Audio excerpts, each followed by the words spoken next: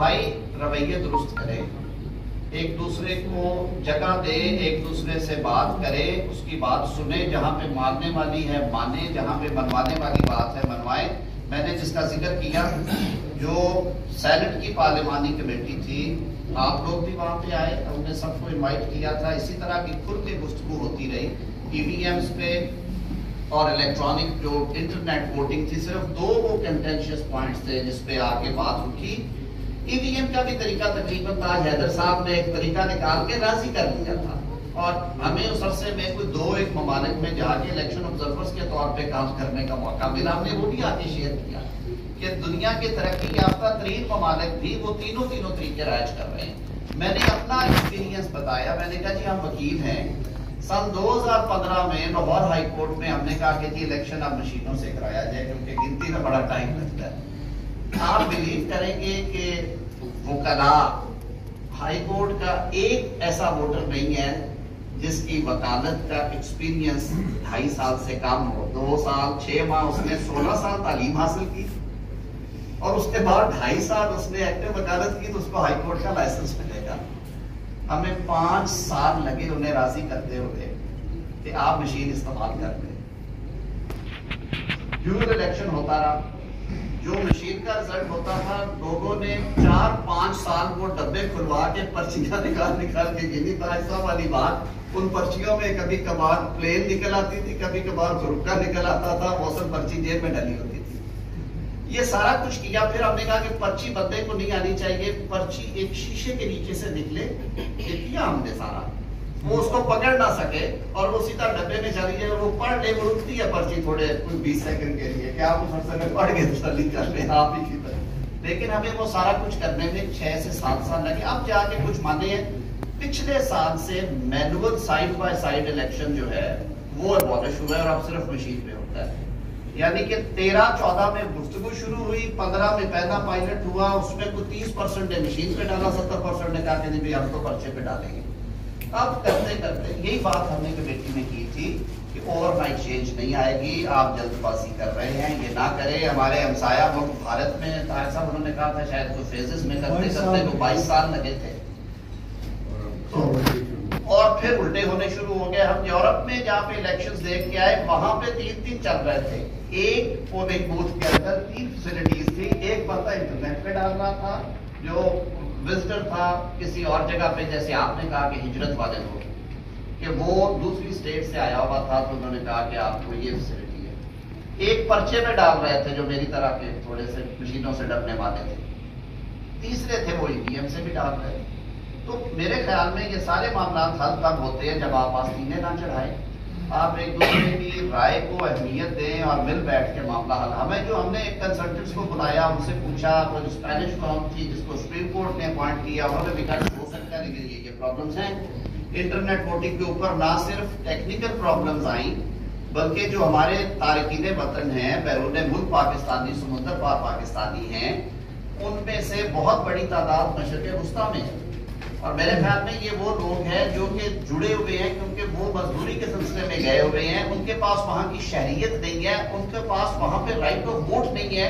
In like European and American Pakistanis اور Australian Pakistanis جو کہ ڈیول نیشنلز ہیں، ان کو وہاں پہ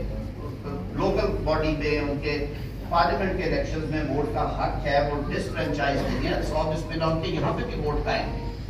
لیکن جب ہم نے مشرق وسطیٰ جو بہت بڑی تعداد ہے وہاں پہ ہمیں بریف کیا، انہوں نے کہا کہ کیونکہ وہ خود الیکشنز نہیں کرواتے، تو انہوں نے اس پہ ہمیں فیسیلیٹیٹ کرنے سے بھی ریفیوز کیا تھا کہ ہم وہ پولنگ سٹیشنز اور وہ سارے سلسلے میں حکومتی سطح پہ ایسے ہی طارق صاحب آپ کی مدد نہیں کر سکتے۔ ایک آدھ وقت تھا جنہوں نے کہا کہ ہم کر لیں گے، لیکن زیادہ تر مشرق وسطیٰ سے یہ بھی فیڈ بیک آئی کہ وہ جو پروسیس آف الیکشن ظاہر ہے، وہاں پہ کہیں پہ پولنگ سٹیشن بنے گا، کوئی 5000 4000 لوگ وہاں پہ جا کے ووٹ ڈالیں گے، ایک الیکشن کا ماحول آئے گا۔ تو یہ وہ ساری چیزیں تھیں جس پہ ہم بیٹھ کے حل کرنا چاہتے تھے، اور ہم نے کہا کہ اس کا کوئی درمیانی رستہ سوچتے ہیں، لیکن وہ نہ ہو سکا انفارچونیٹلی۔ آپ نے جو باقی باتیں کی، آپ نے اس پہ بہت زیادہ گفتگو کرنی ہوگی، میں ان کو دوبارہ نہیں چھیڑنا چاہتا۔ ووٹر ٹرن اوور میں سمجھتا ہوں کہ جو ہمارے ہاں تعلیم اور شعور کے حوالے سے ایشوز ہے، میں اسپیکنگ فار مائی سیلف میں سمجھتا ہوں کہ اگر 50% اس سے اباب جاتا ہے تو ایک اچھا ٹرن آؤٹ ہے، برا نہیں، اس کو امپروو کیا جا سکتا ہے۔ ہم لوگ جب کتاب پڑھتے ہیں تو ہم بہت آئیڈیلسٹک ہو جاتے ہیں، ہم گراؤنڈ ریالٹیز بھول جاتے ہیں۔ آج بھی آپ دیکھ لیں کہ کس کس علاقے میں انتخاب ہوتا ہے اور ووٹر کس طرح سے لایا جاتا ہے اور کس طرح وہ ووٹ ڈالتے ہیں اور ان کو کس طرح سے فیسیلیٹیٹ کیا جائے۔ تو پھر الیکشن لڑنے والوں کے لیے جو آپ نے کہا، ایک چھوٹی سی بات کروں گا کہ الیکشن ایکٹ میں کئی جگہوں پہ ترامیم ہم نے سب کی 80% میرے خیال میں تھرو کر دی تھی اور وہ مسودہ رہ گیا، اس لیے کہ الیکشن لاز کو امینڈ کرتے ہوئے ایک ڈر آتا ہے کہ وہ کنسنسس کے ساتھ ہونا چاہیے، تاکہ کل کو کوئی ایک بڑی جماعت اٹھ کے یہ نہ کہہ دے کہ جی میں ایسے نہیں مانتا۔ تو اسی وجہ سے ہم رک گئے تھے۔ اب ہم نے کچھ اس پہ سوچ بچار حکومتی سطح پہ شروع کی ہے کہ جو کچھ الیکشن اگر ہونے ہیں تو اس سے پہلے جو کچھ دیا جا سکتا ہے، جس پہ کنسنسس ہو گیا تھا، وہ چیزیں ہم ایکسیلریٹ کر کے ان کو تھرو کرنے کی کوشش کریں۔ اور اس کے لیے ہم تاج صاحب سے بیٹھ رہے ہیں اگلے 2-4 روز میں۔ میں نے پچھلے دنوں بھی ایک دفعہ ریکویسٹ کی تاج صاحب کو، ایک میٹنگ انہوں نے رکھی پچھلے ایجنڈے پہ تھی، اب اس کو دوبارہ لے کے آئیں گے۔ جو بات کی 140A کے حوالے میں بالکل مانتا ہوں اس بات کو کہ حکومتی سطح پہ جو بھی سیاسی حکومت آئی ہے اس نے لوکل گورنمنٹ کو دل سے تسلیم نہیں کیا۔ 140A ہم لے تو آئے، لیکن 140A کو اپنے دل میں یا دماغ میں جگہ دی تھی، اور اس کی مثالیں آپ پنجاب میں جو ہوا پچھلے دور میں، الیکٹڈ گورنمنٹس کو کس طرح گھر بھیجا گیا، پھر سپریم کورٹ نے انہیں بحال کیا۔ بحال ہونے کے بعد وہ 8 ماہ در بدر ٹھوکریں کھاتے رہے، کبھی ہائی کورٹ میں کنٹیمپٹ، کبھی سپریم کورٹ میں کنٹیمپٹ، کبھی ادھر پٹیشن کبھی ادھر پٹیشن۔ انہوں نے 31 دسمبر تک جو نہیں دیکھنے دی۔ ہمارے ہاں ہم اپنے گریبان میں بھی دیکھتے ہیں، جو اسلام آباد میں ہوا یہ مناسب نہیں تھا، جو سندھ میں اختلاف رائے آیا اور اس پہ ایشوز آئے وہ بھی مناسب نہیں تھا۔ تو میرے خیال میں پھر پہلی بات پہ جاؤں گا کہ ہمیں رویہ درست کرنے کی ضرورت ہے، اور نرسری ہے، گراس روٹ لیول پہ آپ اگر اسٹرینتھن کریں گے لوکل گورنمنٹس کو، تو نہ صرف آپ کو ایک اچھی قیادت قومی سطح پہ نظر آئے گی کل کو، جس میں کوئی عوام کے لیے درد ہو، اس کو اندازہ ہو کہ میں نے سیاست کیسے کرنی ہے، اور وہ ایک ٹرینڈ کلاس ہے جو کہ پھر آپ کی مین اسٹریم پالیٹکس میں آتی ہے۔ اور دنیا کے بہت سارے مثالیں آپ کے ساتھ، ہمارے یہاں بھی لوکل گورنمنٹ سے کئی لوگ بہت اچھا شروع، اور میں نے ادھر بیٹھے ہوئے بھائی میرے پاس انہوں نے اپنا وقت گزارا، لوگ آج یاد کرتے ہیں، مثالیں دیتے ہیں، اختلاف بھی ہوگا لوگوں کو، لیکن لوکل گورنمنٹ کو تسلیم کریں گے، اس کے بغیر چارہ نہیں ہے۔ اور اس کے لیے پھر میں دوبارہ عرض کروں گا، میں ریپیٹیشن کی معذرت کے رویہ بدلنے کی ضرورت ہے۔ آج کے سب سے بڑے ٹاپک پہ آ جاتے ہیں، جس کی نشاندہی بڑی جرات کے ساتھ میں سمجھتا ہوں احمد بلال محبوب صاحب نے کر دی کہ مسئلے بھی آج کل بڑے لگتے ہیں کہ یہ بات کیوں کی جا رہی ہے، آئین میں یہ لکھا ہے تو پھر اس سے یہ کیوں۔ میں تو صرف قانون کے طالب علم کے طور پہ آن ریکارڈ یہ بات کرتا ہوں کہ آئین کو پڑھتے ہوئے ہمیں وہ ہم کہتے ہیں نا کہ ہولسٹک اپروچ ہونی چاہیے۔ میری ملک کی عدالت نے تو آرٹیکل 63 کو انٹرپریٹ کرتے ہوئے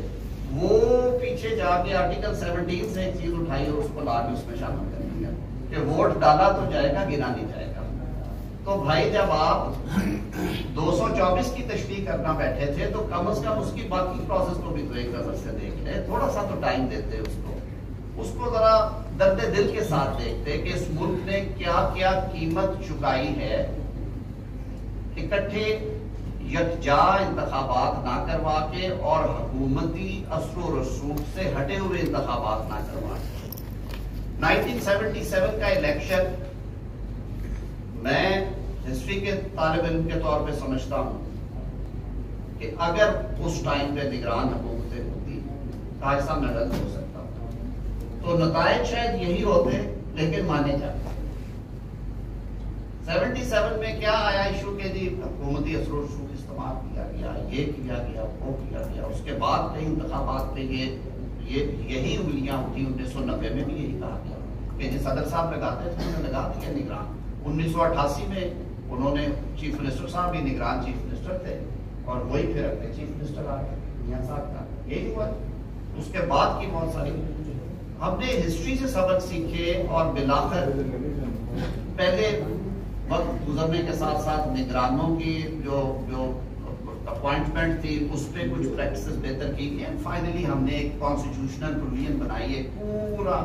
میکنزم فراہم کر دیا گیا کہ نگران ہوں گے, غیر جانبدار ہوں گے, ان کو لیڈر آف ہاؤس اور لیڈر آف اپوزیشن لگائے گا. پورے ملک میں اس وقت نگران سیٹ اپ ہوگا. نگران سیٹ اپ کے پھر پیرامیٹرز کے آپ یہ کام نہیں کریں گے, یہ کریں گے. انتخابات کے لیے ایک ماحول فراہم کریں گے جو کہ کنجینیل کنڈیوسو ہوگا اور اس میں انتخابات ہوں گے. اور ہم نے دیکھا انتخابات پہ انگلیاں پھر بھی اٹھی, لیکن کسی نے یہ اس حوالے سے جو پری پول لکھی گورنمنٹ کے پارٹ پہ, میں اس کی ایک مثال دیتا ہوں. 2018 کے انتخابات پہ کئی حوالوں سے گفتگو ہوئی ہے, لیکن نگران وزیر اعظم ناصر الملک صاحب کی طرف انگلی نہیں اٹھائی کسی, یعنی کہ پری پول لکھی اس پیٹرنیج جو کہ حکومتی سطح پہ سرپرستی ہوتی ہے اس کا نکال ہے.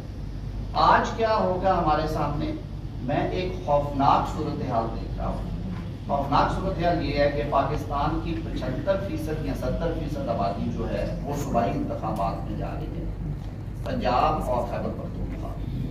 جبکہ مرکز میں سیاسی سیٹ اپ ہے, جبکہ باقی 2 صوبوں میں سیاسی حکومتیں یا مان لیا کہ وہ انفلوئنس نہیں کرے گی.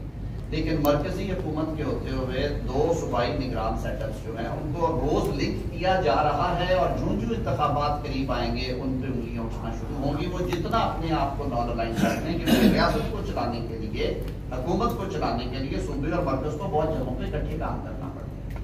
آج جو لاہور میں ابھی آنے سے پہلے ٹی وی دیکھ رہا تھا, جو وہاں پہ ایک کھیل کھیلا جا رہا ہے صرف ایک شخص کی انا کی وجہ سے کہ میں نے خود چل کے عدالت میں نہیں جانا, مجھے اٹھا کے اس کھیل میں بھی اب ظاہر ہے وہاں پہ مرکز کی پولیس بھی ہے, صوبے کی بھی ہے. مرکزی پولیس نے انہیں کہا انڈر دی کانسٹیٹیوشن صوبائی پولیس مجبور ہے کہ وہ ان کو فیسیلیٹیٹ کرے, کورٹ کے آرڈرز ہیں. تو ان ساری چیزوں سے بچنے کے لیے یہ کام کیے گئے تھے. کل کو کوئی رمضان پیکیج آ رہا ہے, کل کو کوئی بجلی سستی یا سستا پیٹرول موٹر بائکس کے لیے ایک اسکیم متعارف کروائی جا رہی ہے. کل درخواستیں آئیں گی یہ مطلب کی جائے, یہ غریب آدمی کو یہ ریلیف نہ دیا جائے کیونکہ اس سے الیکشن پہ اثر ہوگا. یہ باتیں ہوتی ہیں ہمارے یہاں, آج نہیں ہیں, 10 دفعہ ہوتی ہیں. پھر پروز اینڈ کونس پروگرام اس پہ شروع ہو جاتے ہیں. تو کیا آپ جب آرٹیکل 224 کی ایک کلوز کو انٹرپریٹ کرتے ہیں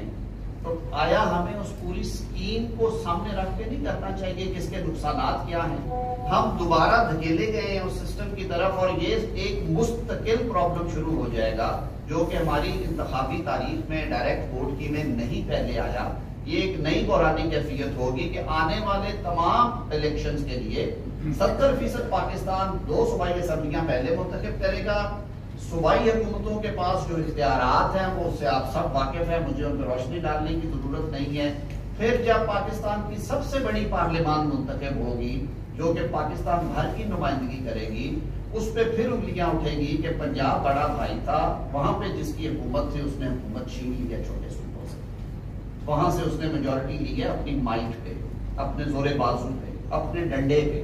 تو خدا کے لیے آج بھی وقت ہے, میری عدالت کے لیے بھی یہ سوالیہ نشان ہے, وہ بھی اس کو کنسیڈر کریں, الیکشن کمیشن کے لیے بھی اور سب سیاسی جماعتوں کے لیے کہ ہم لوگ ضد چھوڑ کے, انا چھوڑ کے بیٹھے تو صحیح ایک جگہ پہ اور عوام کو یہ میسج دیں سب کے ساتھ مخلص ہیں, ہم دیانتداری کے ساتھ آگے بڑھنا چاہتے ہیں اور راستے کی رکاوٹیں دور ہو جاتی ہوتی ہیں. کوئی تھوڑا پیچھے آ جائے گا, کوئی تھوڑا آگے چلا جائے گا, لیکن میں سمجھتا ہوں کہ پاکستان میں ٹرانسپیرنٹ یعنی شفاف, غیر جانبدار اور منصفانہ الیکشنز اسی صورت ممکن ہیں کہ اگر تمام انتخابات آئین کے آرٹیکل 218, آئین کے آرٹیکل 224 کے تحت اکٹھے ہوں اور اس اسکیم کے انڈر ہوں جو اسکیم قانون ساز نے اس وقت متعارف کروائی اور جس میں 0 ڈیسنٹ تھا. تمام پارلیمان نے 18ویں ترمیم کو متفقہ طور پہ منظور کیا تھا. ان معروضات کے ساتھ میں آپ کا پھر ایک دفعہ شکریہ ادا کروں گا, اور آخری بات کہ خدا را ہمیں رویے تبدیل کرنے کی ضرورت ہے. ہمیں سب کو اکٹھے بیٹھ کے اس گاڑی کو آگے چلانے والا یہ گاڑی نہیں. بہت شکریہ.